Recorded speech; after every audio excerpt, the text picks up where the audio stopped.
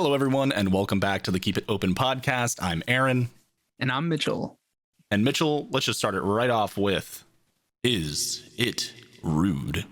All right, Aaron, today's Is It Rude is it rude to tell a friend that they smell bad?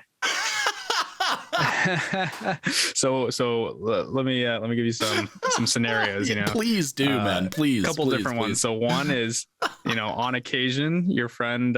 Let's say on one specific occasion, you meet up with a friend.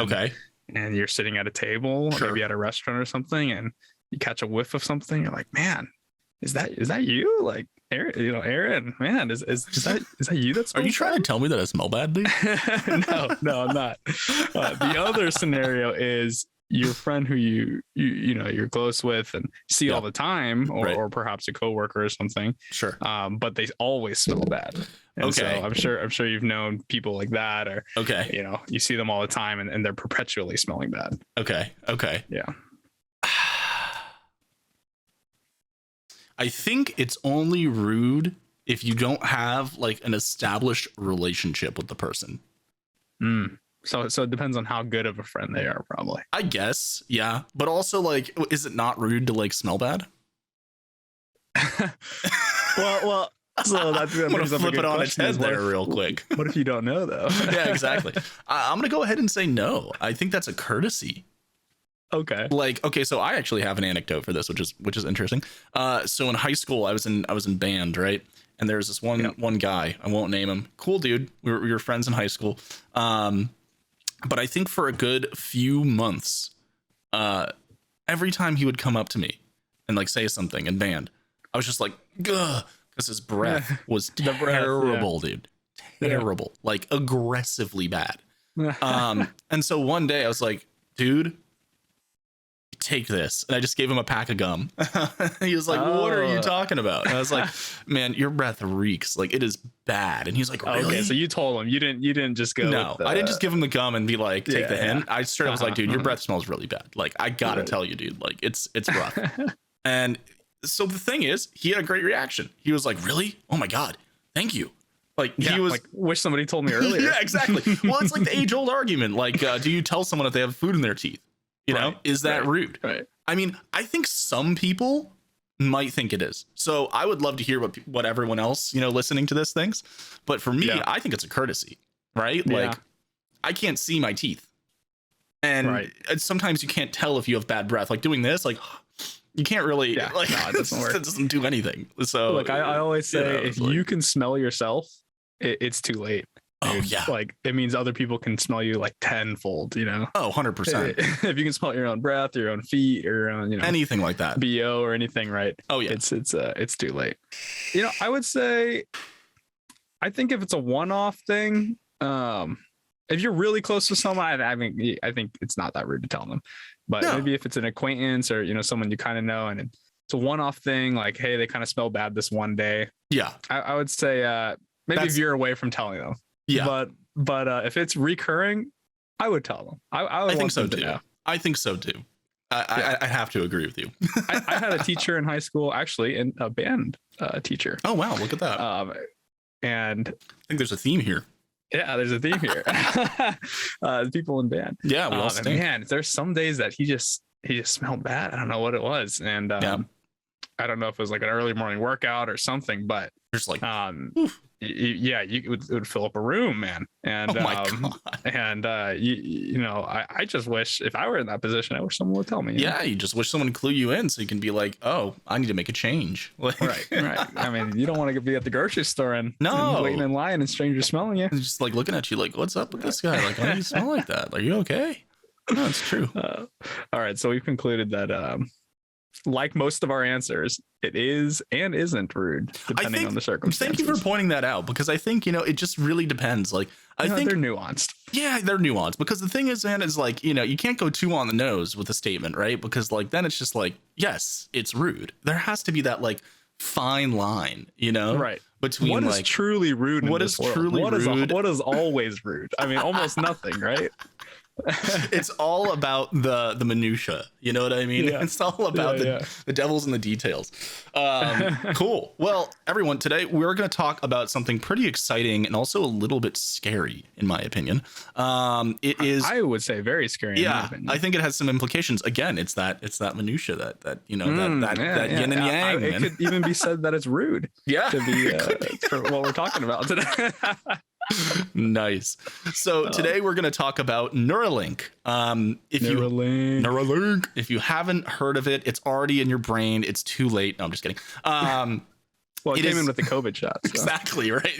You already have it for free. Congratulations. It's like the U2 album that appeared on your phone back in 2016. Was it 2016? I think so. So yeah, if you're not familiar with Neuralink, it is a company that Elon Musk has funded.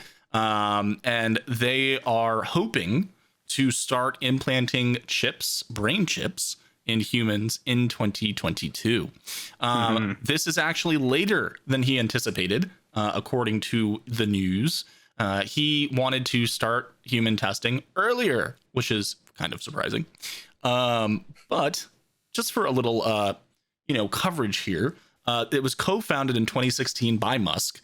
And so they're developing a chip that would be implanted into people's brains to simultaneously record and stimulate brain activity. It's intended to have medical applications such as treating serious spinal cord injuries, neurological disorders, and also, of course, connecting you to your screens. So I think that's how it was initially sold, right? Is like medical. Yeah. So let's solve some brain issues, brain diseases, and such. But using this technology, right? But of course, the consumer, let's be real, right? I mean, we know what this was for. Come on, Amazon was just a bookstore. Yeah, biggest lie. Let's be real. You're gonna be able to drive your car with your brain. That's what he wants to do. He wants to sync your brain to your Tesla. So basically, Musk has said that Neuralink's working well in monkeys, and they're doing a lot of testing just to confirm that it's very safe and reliable, and that it can also be removed safely.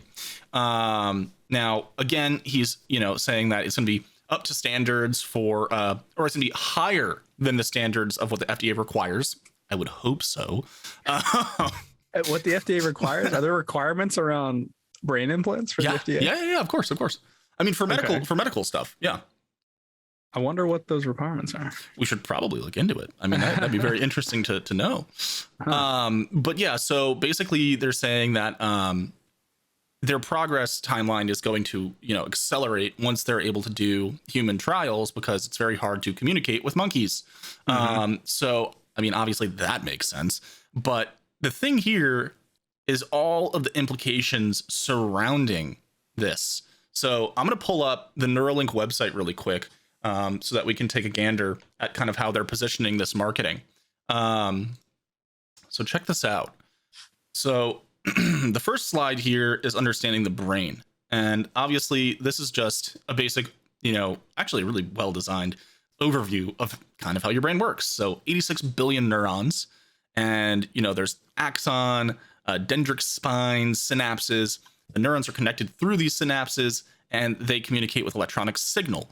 So we can record electrical signals in the brain by using electrodes that detect the action potential. And so this is in the movement related areas of the brain. Neurons represent intended movements. There are neurons in the brain that carry information about everything we see, feel, touch, or think. That's fucking scary.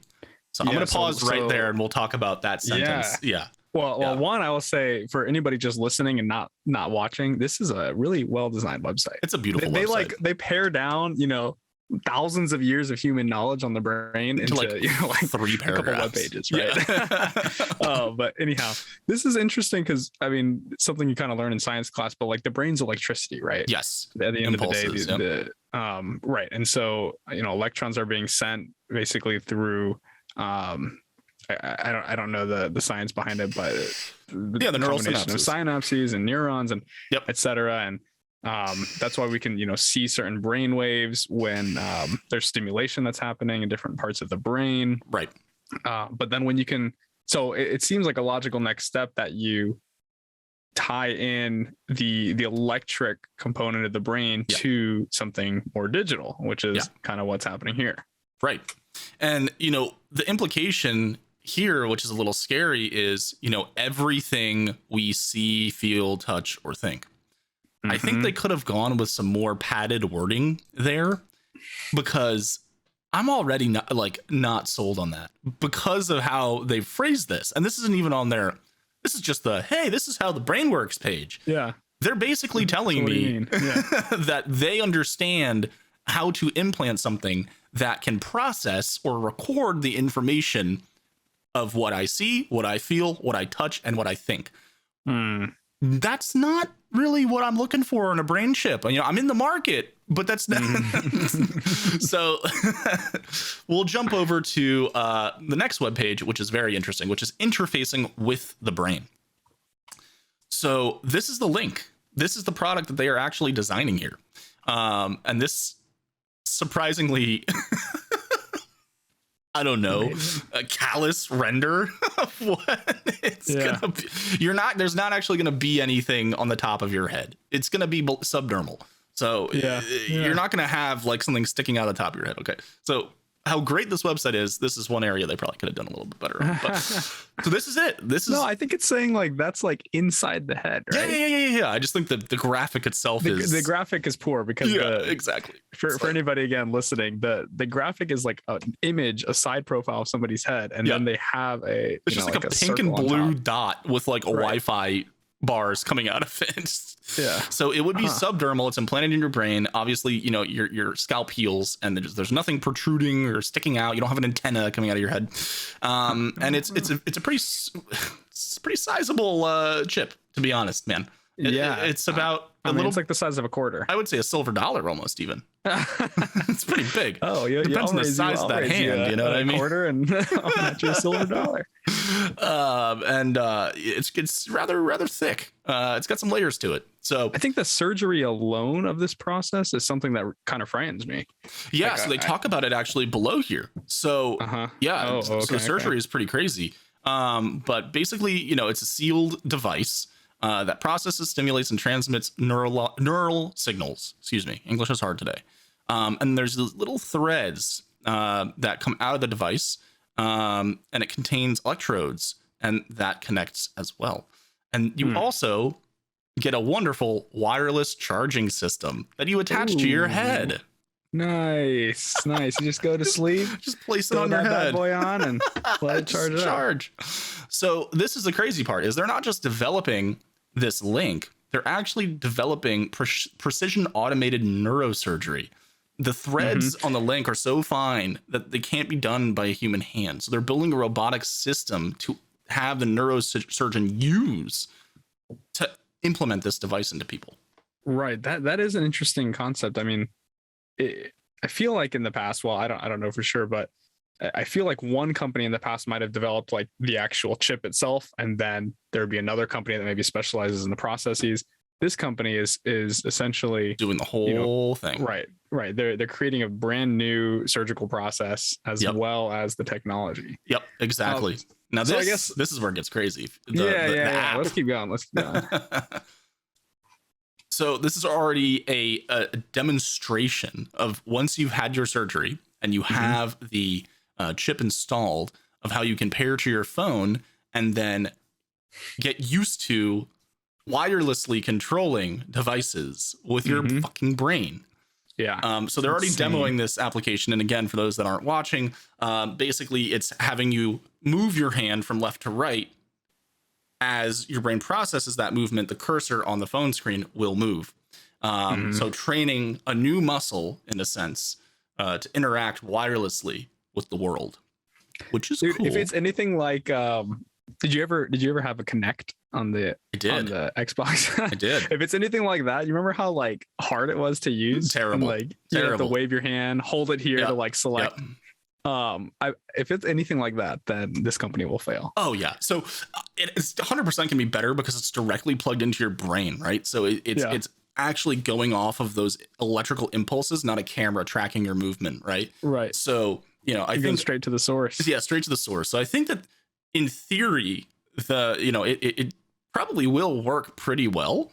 Yeah. But we'll have to zoom out here and talk a little bit more I love about that, it. But like on the website, it shows this complex surgery, the complex actual chip itself. Yes. And then it's like, what can you do with it? Well, you can control your iPhone. Let me swipe on my iPhone.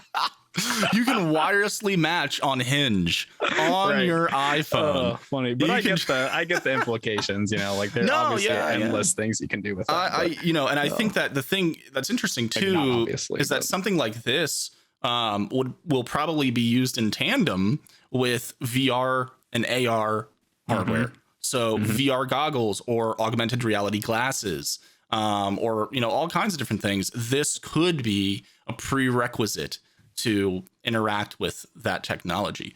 So it's pretty crazy stuff. Their marketing ploy here is be autonomous with a Bluetooth connection. You would control any mouse or keyboard and experience reality unmediated and in high fidelity. Wow. That's some good verbiage right there. I love the cell because that's great. What is it really? It's they're saying experience reality, unmediated and high fidelity. Your hands are holding you back. Just moving a mouse around. Your hands are holding you back, Mitchell. So a direct link. When they say that, I'm thinking like your view changes. Like what you're actually seeing. Maybe you can see data on people in real time, but none of that's like now it is just move a mouse. There is no ocular connectivity. There's no lens. There's no surgery for your eyes, or it's not connecting to your ocular. It's receiving information from the ocular nerves or whatever you want to. I'm not a neurosurgeon, but it's not a two-way communication. So the data is not going back for you to process, in your eyes yet. That's why I was saying it could link to something like, Google Glass back in the, when they first pioneered that, or Apple apparently is developing some AR glasses as well. Yeah. Or I mean, like, if you even take out the real life aspect, if you go to something like an Oculus, right? Oh yeah, absolutely. You hook up to that and wirelessly, and you don't have to use the hand controls anymore, and you're completely immersed. Like at that point, that's what I envision as a true metaverse there. Right? Oh, absolutely. Like completely. And we even leapfrog something like Ready Player One, where I think you have to be, at your home or in your bed or whatever. This is wireless, dude. You can be at a Starbucks and be in your virtual home while you're out at a Starbucks. Yeah, you absolutely could wirelessly, right? So and then on the applications page here, they kind of show you what it would look like to kind of use this thing while texting. And it just imagines, or just in my mind, this is slow so people can process it. But like, I'm thinking like immediate, right? Yeah, I'm thinking like, I'd basically be like, yo, what's up? And it's just like, boom, on the screen. Like, no more speech to text. Like, hello, you're just Aaron, think to text. Think to text. Yeah. Think to text, man. So there's all kind of crazy, implications about what this can do, what this will do. Now, will the link be safe? I think this is a very interesting thing. So it doesn't even look device security. That's what I wanted to look at. Is that literally wait. I need to read this real quick because I've seen some conflicting things. Okay. We won't get into all the nitty-gritty. But I don't have a high vote of confidence in this. In the security or yes. Okay. So for me, Mitchell, and anyone that has listened to this podcast knows I'm a huge nerd. And I love, first of all, no, I love this kind of stuff. I just got a VR headset a few weeks ago, as I mentioned, and I've been having a lot of fun. And actually, side note, there is hand tracking with the Oculus. So you can put the remotes down and enable hand tracking, and it uses the sensors, and it works. Like I'm literally in the metaverse doing making peace signs, middle fingers, thumbs up, everything without holding anything. And it tracks, and I can minority report menus and it's cool. Right. But right. So, the thing here is having a piece of technology in your brain. The security has to be impeccable. It has to be perfect. There is no room for error whatsoever.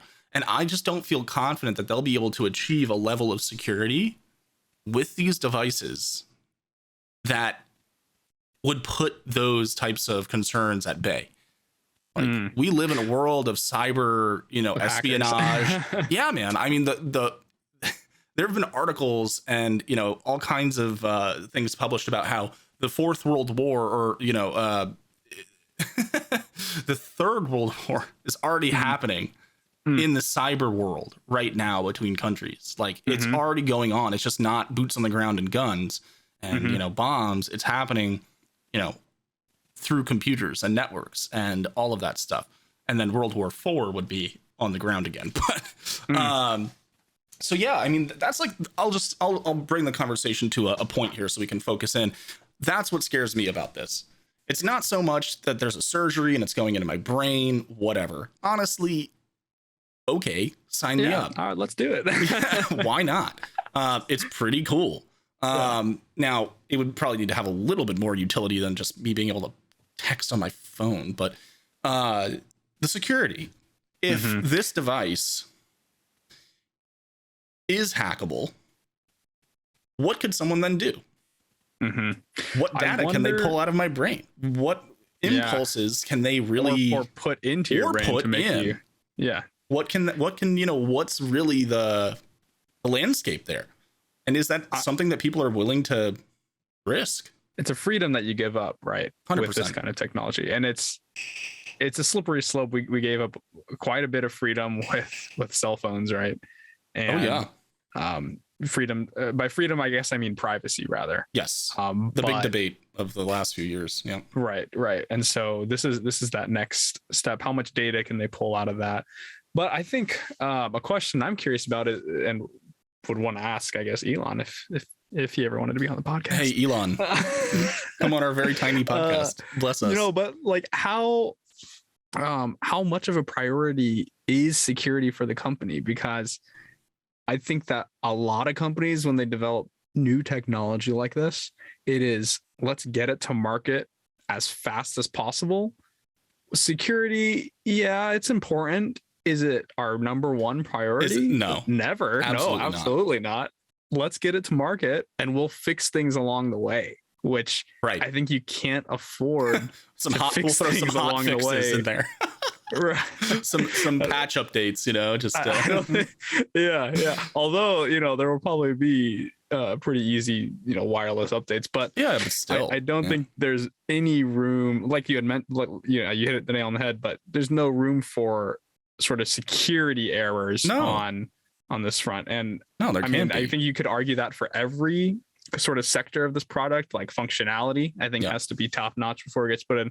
Like, I just don't think from where it's at today to be testing in 2022 to be a massively available product. I mean, probably a decade. I don't think they're going to make advances that quickly. So the thing that, as I'm gathering from reading on the website here and some the research that I've done, is that they really are pivoting this as a medical device. So like, I don't think it's going to be available for the consumer for a while. Now, I also see that with a grain of salt, because like we said earlier, of course it's going to be. Of course they're going to want to get this out to as many people as they possibly can, right? Come on, you think Elon's interested in medical devices? Yeah, because they say here under security, we understand that medical devices need to be secure. So the thing is that, if this is going to be marketed primarily as a medical procedure for people with medical issues, then, it's a little bit of a different conversation. It's not going to be, not nearly as many people maybe opting in for this type of surgery to acquire this device, but I mean, and I get it for medical things. Let's get it to market fast. But unfortunately, I feel like that's the slippery slope that a lot of products are able to take to get to market quickly. Absolutely. Right? And we see product recalls and expand. Yeah. And we see product recalls all the time for all kinds of things, from, soda to cars. I just got my airbag replaced in my car. There you go. A recall. My roommate had a recall notice on his car. I forget what it was, but it's like something with the brake system, I'm pretty sure, or something like that. Oh, geez. So, you know what I mean? Again, it's like you said, they want to bring these things to market and then fix it as they go. Now, we understand, I think, as, reasonable human beings, that nothing is perfect, right? There will be issues.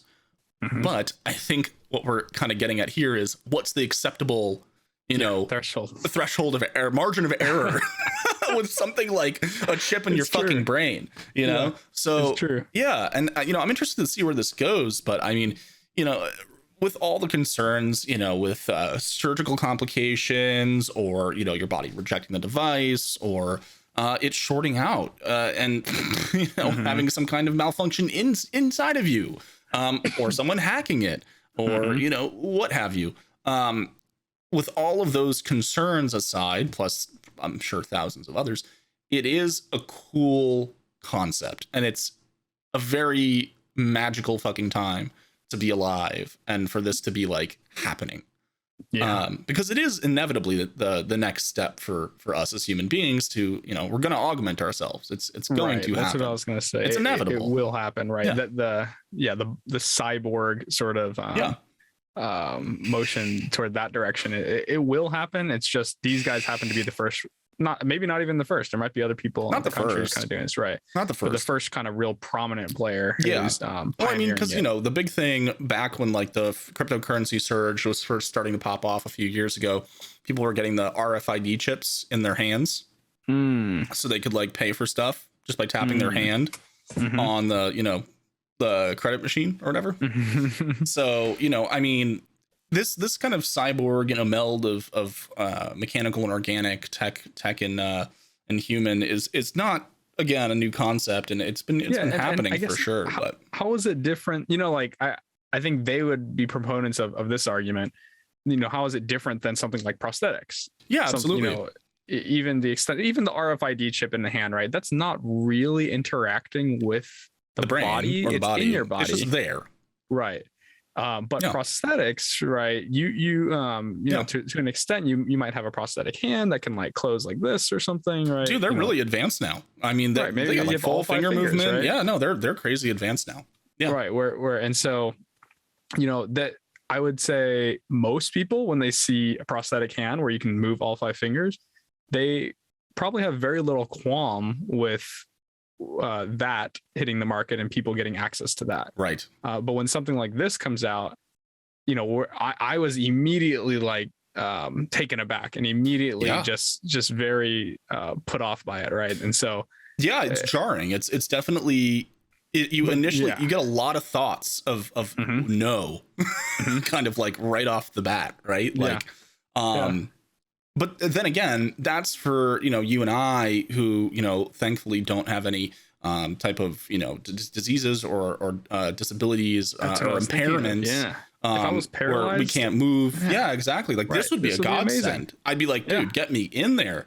Let's go right now. I can really interact. Yeah, I can really interact with the world now. Like, because it is so digital, and you really do need movement of your limbs to be involved. So yeah, I can see how this would be life-changing for people. And in that sense, I'm all for this. I think it's more so in the consumer sense that I see a lot of danger. And it goes back to what you said with sacrificing our privacy and all of that. If we don't know what this device is recording. Is it just recording what I'm telling it to do? Is it just recording the inputs that I'm giving it? Probably not. Right. It's probably, just like every piece of software or hardware that you buy, you sign an agreement and then you have to answer questions. No one reads it. No one reads the EULA. And then it asks you, do you want to allow us to track your activity outside of this app? Do you want to send status reports about crashes or failures? Do you want automatic updates? I mean, all of this stuff takes a completely different tone when it's in your brain. Yeah. Like that is a sacred place for human beings. Your thoughts, your feelings, things that you've never shared with anyone or only with a few people, or, just it's the core of your identity. And to allow a company to come in and put a chip in there, that is a lot of trust, man. That is a lot of trust. I would say, Aaron, what if I told you that some company out there already knows all that info about you? You know what? That's a fair point. That is a fair fucking point. You're right. If you put the data side by side, right, like what your phone knows about you from the content, right, that you're what you look at, what you post, and what you look buy. Right. Compared with what they can actually siphon out of your brain, you might be able to get more out of right now. Anyway, you might be able to get more out of the phone, right? Because you would have to translate the the brain the electric activity in the brain into tangible human data. Right, into human data, which I would imagine would be a lot harder than just saying, oh, this guy watches a lot of videos of people doing trick shots, like, yeah, I mean, listen, it's first of all, I don't watch trick shot videos, motherfucker. I don't either. That was the first thing that came to mind. Hit him with the 360 no scope, back in my middle school days. No, I think it's a really valid point to raise. What was that documentary, The Social Experiment, where they basically talked about how Social Dilemma. The Social Dilemma. The Social Experiment was the movie. Yeah, Social Dilemma, I'm pretty sure, was when they talked about how these companies are building these profiles and scoring them and ranking them, and they'll know if you're depressed. They'll know if you have an anxiety disorder, or if you're, an alcoholic or a drug addict, or they know all kinds of things. They know if you're an impulse buyer, or if you like to budget and only buy things if they're on sale, and they'll market things to you that way, or they know all of this. So yeah, I mean, I guess to your point, the only thing that they would really be able to gather is the unspoken, right? Is the non-shared information, is, it's the next level of building that profile, right? It's that last missing piece of data that they haven't, they physically cannot gather from us yet. It is the island of Madagascar, and they're building a bridge right now. Building a bridge, dude. I mean, they got all of us, and they got the whole continent, but that's just the first island that came to mind. I don't mean anything. No, yeah. No, and it's true, man. I mean, it really is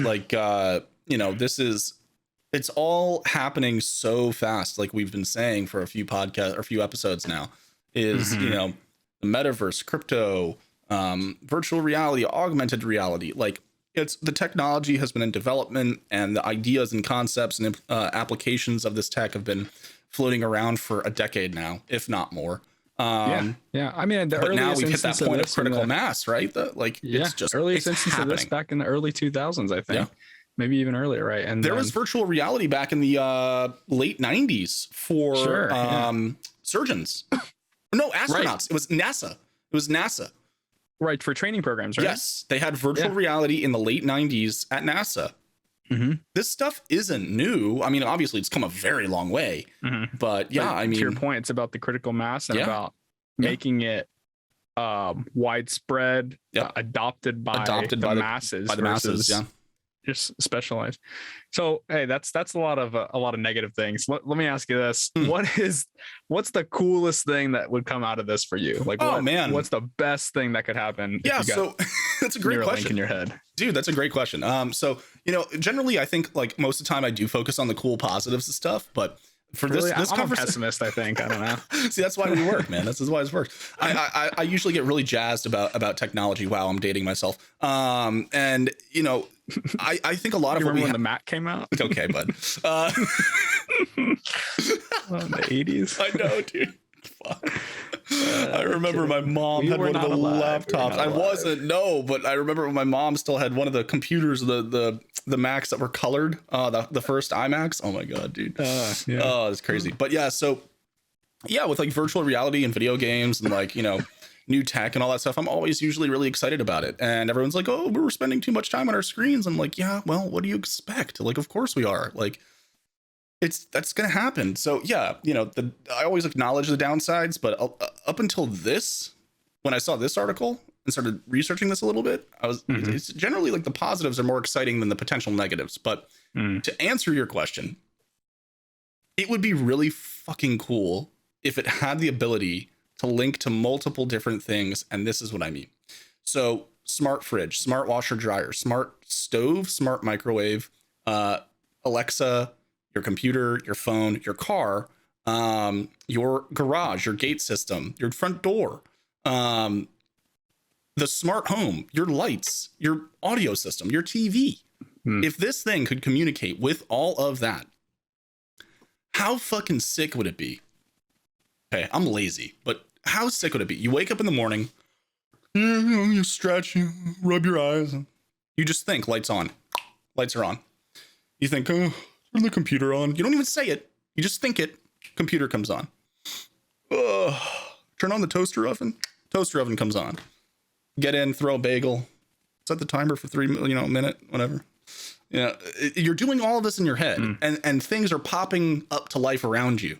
Yeah. And you're not speaking a word. It's literal magic. Literal magic. Think about it. I don't know, man. You walk out. You walk out to your car. You're not thinking. You're not saying anything. You're not touching your keys or anything. Car turn on. Car turns on. Unlock doors. Doors unlocked. Is that the best thing that could come out of this, dude? I feel like we could do all that already. I think it's the fucking coolest thing in terms of everyday life. Fair. I mean, that's stuff you interact with every day. Dude. Sure. Imagine how cool. Like you would be able to focus so much more on doing other things. Because you don't have to manually get up and like touch your computer, turn on your light switch, like go to the oven. Let's be honest, I would just play more video games. Or like, like just spend more time doing useless stuff, I think. I mean, listen, it's already like you can start your Tesla from your phone. There's all kinds of cars now that you can turn them on from your phone. Right. You can, I can control my lights from my phone. I can control, some people, they can control, I had a Ring doorbell at my last place that I lived. Yeah. I could use the camera on there. I could check who was at my front door.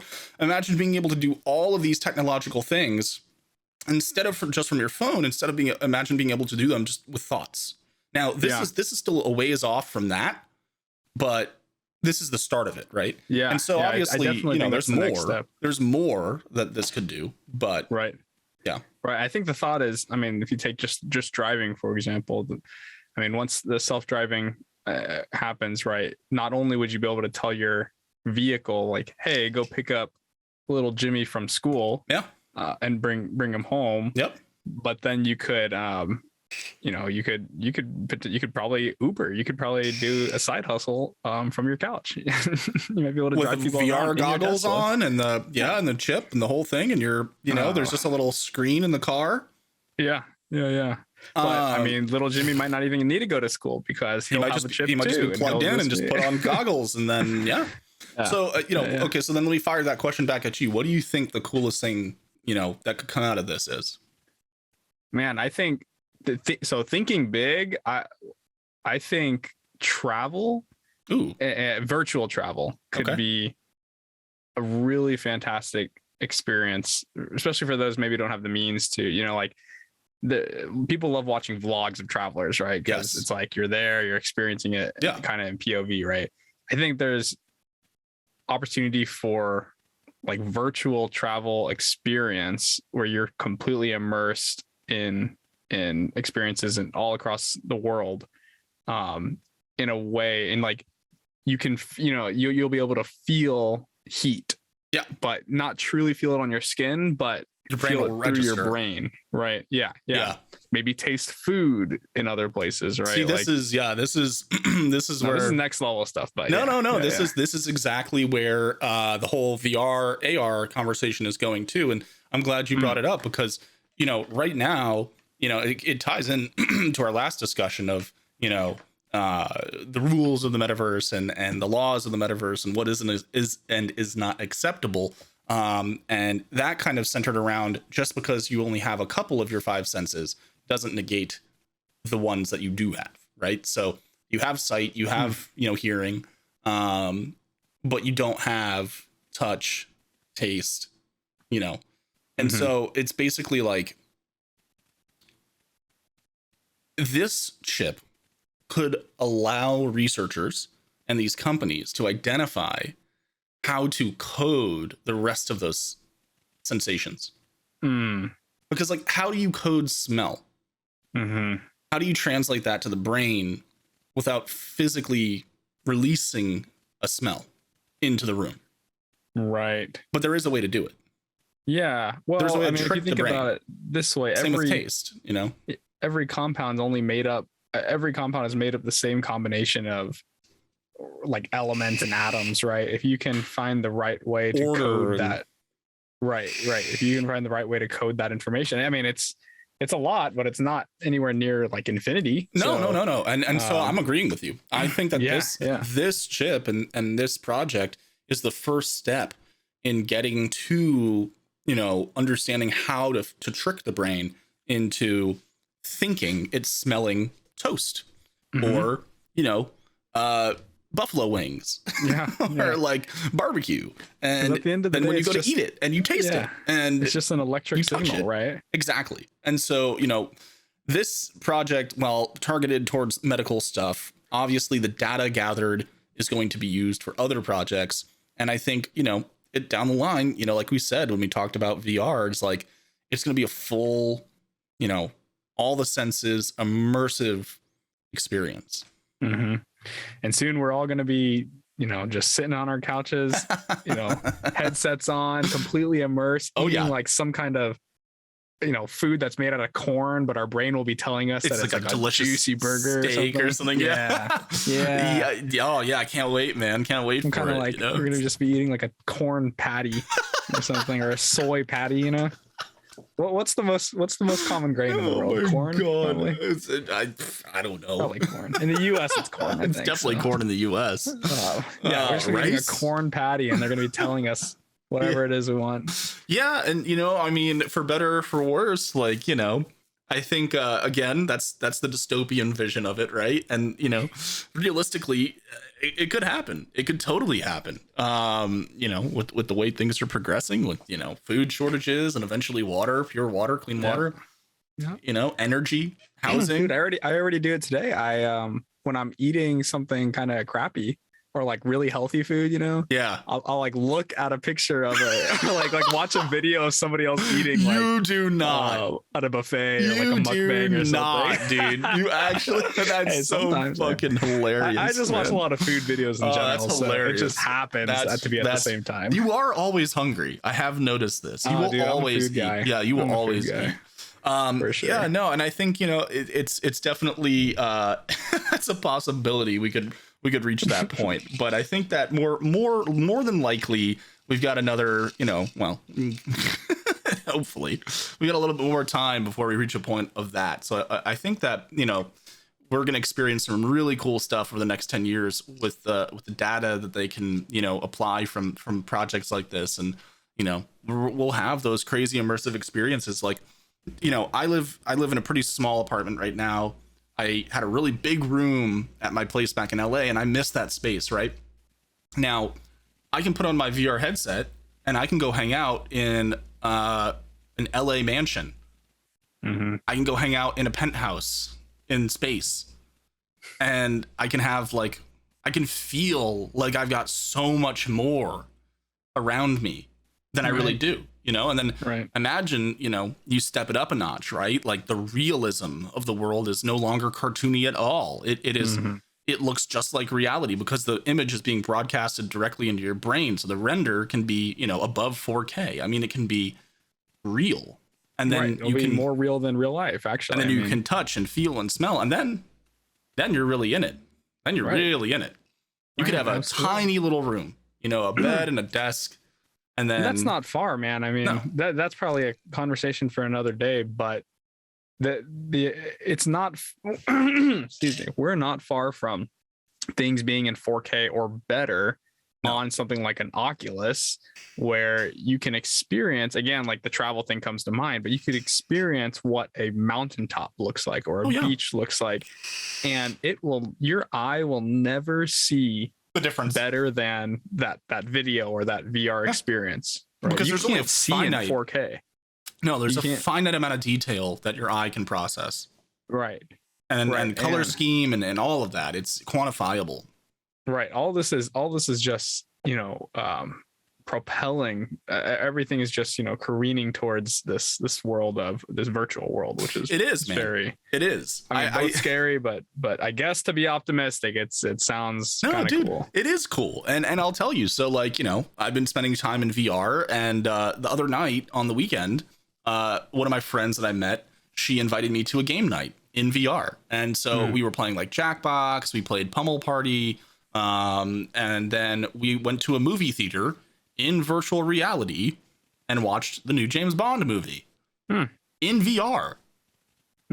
And, it's kind of crazy.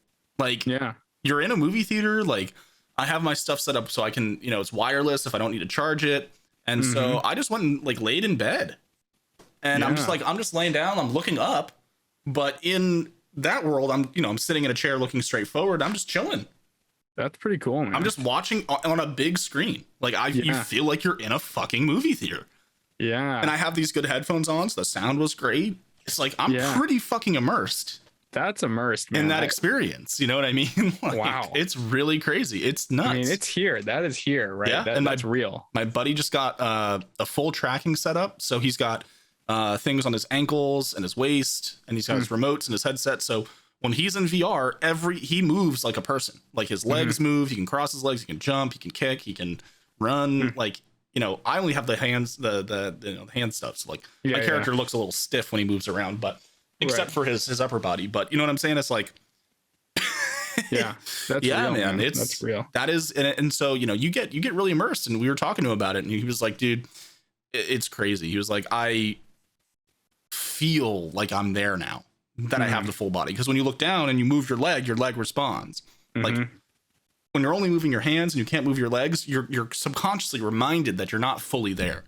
But once every part of you can move, then like the veil gets even thicker, right? It's not being pulled back as often. Yeah, we're in this progressive state. We are in this like this infancy. We're in like the steam engine state right now. We don't even know where we're at, but it's gonna be crazy, man. Yeah, and it's just picking up speed. It's just gonna keep just like plowing forward, man. We just discovered fire here. I mean, this is man. It's gonna be wild. Oh yeah, this is the rudimentary. And I don't think we go back from it, right? Like this is where everything's headed. I mean, to be honest, I don't know. I'm such a late adopter usually with these things. I'm probably going to be like, I'll be the guy who's like, oh, you're still using cash? Like what? Like I'm going to be that guy in like 10 to 20 years. So. I literally went to dinner for my birthday last week, and the valet, I saw they had the little sign, and I like drove up, and I was like, oh my God, I don't have any fucking cash on me. Shit. Oh, cash. And, cash and then only? I like pulled, no, it wasn't, thank God. Oh, okay. And, in today's world, you would hope that they're not, but some places still are. Some places still are cash only. But I pull up and I look at the little stand, and it has like all the different payment methods, and I was like, oh, thank God. And then but it's funny, when I come out, I was like, can I tip you? I don't have any cash on me. And he's like, yeah, you just, you can't do it through the app because we don't get any of it. Like the money through the payment app goes to the company. And I was like, well, what's your Venmo? He was like, oh, here. And then just scan his code. So, nice. It's like, no different than I was still able to do it, right? I was still able to do what I need to do. But I remember just even a few years ago, like they wouldn't have accepted a card at a valet stand. The adoption of wireless payment and, like all that stuff is like, it used to be not nearly as widespread. It'd be like, go ask somebody, oh, let's split the bill. Do you have Venmo? What's that? You mean PayPal? Things are just moving exponentially. And even Venmo is a little bit, I mean, maybe, kind of getting outdated now. Yeah, a lot of people just use Zelle. They just directly send you the money directly to your bank account. I mean, there are other ways to just split bills immediately. Yeah. I mean, it is. And then there's a whole new ordering system that's starting to be adopted. Like there's this ramen place I like to go to. You scan the menu, and then there's no waiters. They just bring you, they bring you your food and they bring you water or whatever. But then you literally order on your phone. You check out with your wallet, like Apple Pay, or if you have a card saved. Oh, yeah. Order goes through, and then they just bring you your food. And then when you're done, you just leave. Wow. It's fucking great. It's awesome. Like, obviously, if I'm going to a nicer restaurant and I want an experience or whatever, then sure. A wait staff is terrific. Like, I went to Sammy's Italian downtown for my birthday. Amazing service. I had so much fun. It was awesome. But sometimes, you just want to go grab a bite to eat. You don't need a whole, all that stuff, right? And then, So it's, dude, we're careening towards this faster than, it's faster than the iPod, iPhone revolution. That's what I'm saying, man. It's exponential here. Exponential. The last topic of the day, I think, is this massive acquisition. Microsoft gobbling up Activision Blizzard for $69 billion. Yeah, planting their seed in the metaverse world. Yes, this is their bet. They've hedged their bet at a measly $70 billion. $70 billion. Measly. Largest transaction in gaming history. Yes. The biggest gaming industry deal ever. Ever. Yeah. And it catapults Microsoft to being the third largest video game company in the world. Yeah. Crazy, man. Crazy. Yeah. I mean, they just gobble everything up, and then eventually it's just going to be an antitrust thing, and they'll get broken up. So. Yeah, most likely. Well, it's been discussed. Tis Yeah, the it's been cycle of discussed. companies. It is. It's been discussed. It's absolutely been discussed. Oh, sure. Yeah, And you know, the thing is that Microsoft, you know, is definitely the type of company that they grow via acquisition. They're at that stage where that is how they will grow as a company. So it's not surprising. It's also not surprising because Blizzard, Activision Blizzard, has had some very you know, shaky months in the last year with you know, sexual harassment and assault allegations. They were being basically, you know, or sued, or, you know, they were in legal dispute with the state of California. And so, you know, this was kind of their out in a sense. But yeah, I mean, a lot of people probably cashed out and made a lot of people rich, and now they're under Microsoft. Microsoft can, you know, of course, you know, they got access to the brands, but leverage that technology and continue improving that gaming experience. And Activision, I mean, was already developing their own sort of VR experience and such, right? And I mean, Microsoft might have been too, but now, I mean, put them together, or maybe now Microsoft. Now they have all the rights to massive games, all of it. World of Warcraft, Destiny, Call of Duty, which is like still one of the biggest games. Right? That and Fortnite are still two of the most popular games in the world right now. And so, you know, I like this Candy Crush. And forget about Candy Crush. Hey, don't forget about that. But this is being referred to as the metaverse arms race. I really like that phrase, because that's really what this is. All these companies are catching up to, you know, make themselves relevant, because that's where this is all going. It's unavoidable. Apparently Netflix, it's the streaming war that happened 3 years ago. Netflix, Hulu. But now we're just having these more often, because it's exponential again. Like they're just going to be every year, every 6 months, every month is going to be something like this, crazy. Right? And so, you know, it's wild. I mean, you know, everyone's making their moves, everyone's placing their chips down. And, you know, it's going to be really interesting to see where this all goes. You know, we've got Elon talking about brain chips. We've got Oculus, like we said, as the #1 app downloaded over the holidays, high sales for Oculus. Meta developing Horizon. We've got all the independent projects that are being developed as well. And I'm sure. What about Bezos? What has Bezos got? Oh, trust me. He's gonna have something in the cooker. He's got something in the cooker, man. There's no way. He's like, come on, Zuckerberg and Tim Cook. Like we got something over here. That was my next statement, and all the other projects that we don't yet know about, because there are, I'm sure, a billion, man. Like there's no way. Sure. The last thing I do want to talk about really quick is the BMW that can change color. Did you see that? The car show. You know, I saw the video. I didn't actually watch it. So I'm gonna pull it up here real quick. It's the concept car, right? Yeah, it's a concept car. It is built. It was at the show. And basically it has electromagnetic pigment in it, basically. And they call it e-ink. But you can literally change the color of your car from your phone. Wow. So they have it in like a gradient mode on display. So it's cycling back and forth between white and black. Yeah. And you can actually change the rims of the car too. That's amazing, dude. So, I mean, you know, it's all happening, man. I mean, this is like, you know, it's like we're saying again and again and again, it's exponential. It's not going to stop. And like, this is the time, right? Like all of this tech that everyone's been kind of, all this tech that everyone's been working on kind of in secret or teasing here and there. It's all coming out because people are ready for it. Yeah. You know, it's time for people to see this. So, you know, I think we just got a really exciting, I think 2022 is gonna be a very interesting year for a multitude of reasons, but well, it might be something that we just need to keep open, Aaron. I think we do, Mitch. Couldn't have said it better myself. Guys, thank you so much for tuning in and listening. We hope you enjoyed today's episode. Like I said, make sure you update your Neuralink. You got it with your vaccine. Get the 10.1.1 software down. Definitely get the patch update. It's got some really good quality of life changes. So like, subscribe, follow if you haven't already, guys, and we will see you on the next one. Thanks, everybody.